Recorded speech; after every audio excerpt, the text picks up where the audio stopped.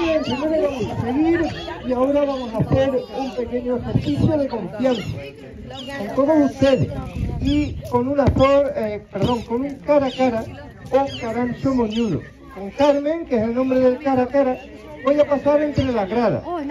La gente que quiera, ahora podéis participar un poco todos, ¿vale? Los que queráis, sacáis dos brazos, escuchadme bien, ¿eh?